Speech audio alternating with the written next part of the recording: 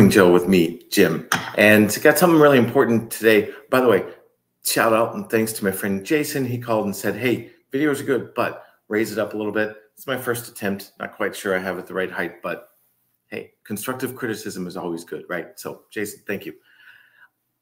I want to tell a quick little story because it's indicative of something that we can really help with on the front end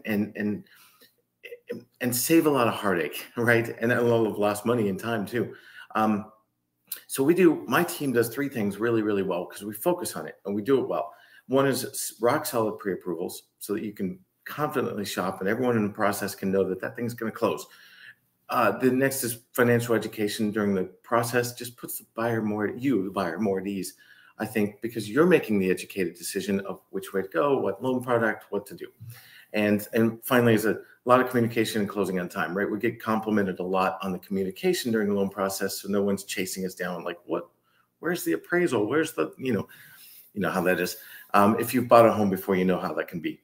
And so I want to tell a story about something that happened this week, right? We got a young couple moving here, first-time homebuyers moving here to Charleston from a couple states away.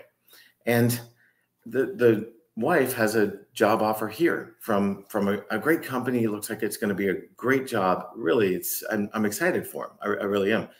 But we needed both incomes to qualify. And so they went online to one of these online lenders who are nothing wrong with online lenders. They're great at advertising. Marketers, they're superb. They're really, really good at that. As far as rock solid pre-approvals, yeah, okay, hit or miss, okay. But a lot of times it's just because the young guy or gal sitting in a cubicle there for that large marketer, let's call them what they are, right? They're great marketers. A lot of times they don't have the experience to see enough at-bats or enough plays run, right, to know. So here's how it went. They got this pre-approval from an online lender and said, well, yeah, the online lender used both our incomes and said it was fine because the husband's going to stay 2 states away working where he is and in a job he has to drive to and be at every day. And then as soon as we close, he's going to quit that job and move him and find a job here. So that's all good. Okay, let's turn the tables just 180 and put yourself in the underwriter's seat just for a minute, right? So the underwriter has to look at everything, income, credit, collateral, etc., and make sure that reasonably you can keep making this payment. You're fine with this mortgage payment. You got this. You know, you're in the house. It's going to be your house for the next 30 years if you choose to stay that long, and you got it. Because the only way an underwriter can do that is to say your income is sufficient to cover this. But if the income's not going to continue by definition, because you're going to quit your job, move, and look for a new job here, well, you can't use that income to qualify for a home loan because by definition, it's not going to be there by the time you make your first payment, much less your 12th payment, right? And so the underwriter can't approve that loan. So yeah, they got a pre-approval letter. It's not going to stick. So it's kind of like this. I like football, right? I enjoy watching football. I was watching Thursday Night Football last night. Packers are playing, Titans. I'm a Packers fan. I love the Packers. Don't like the Titans, but I gotta give credit where credit is due. This play was run. It was awesome. Quarterback gets the ball, hands it off to the running back. This running back is one of the best in the league. So when the running back has the ball in the red zone, the defense says, kill. Everyone goes to the running back. So the running back steps in like he's going to start running, tosses that ball to the end zone. No one was watching this guy, catches it, touchdown. What a beautiful play. What a beautiful play. Seriously, it was fun. Not my team, but I admire a good play. I do. And it was really fun to watch. And it's kind of like that in the mortgage business.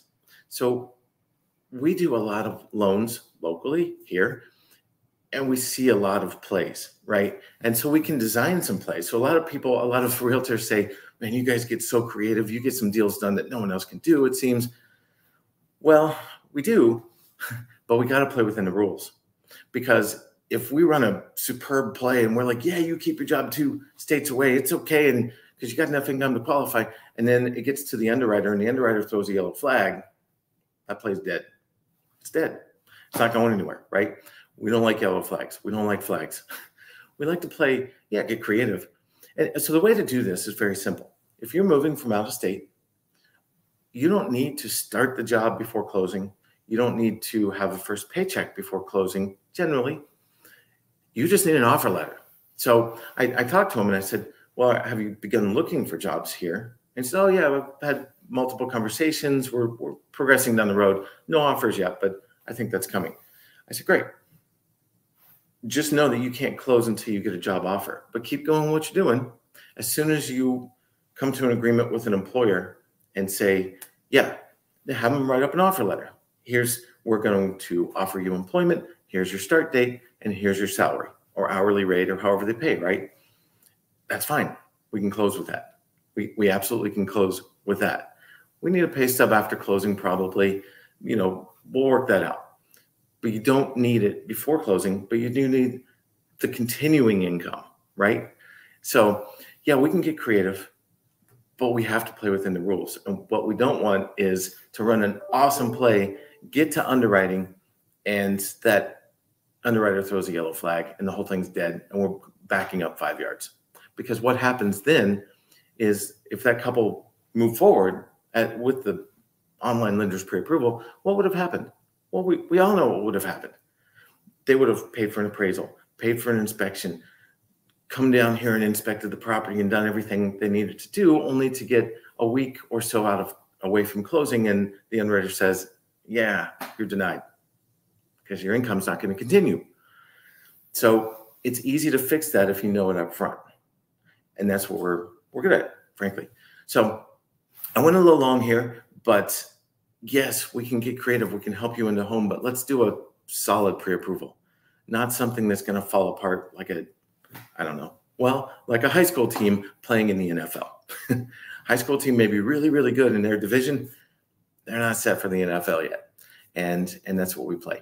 So I hope that helps. If I can help you design a play and get into a home today, let's do it. Let's work on a pre-approval. Have an awesome Friday. See you soon.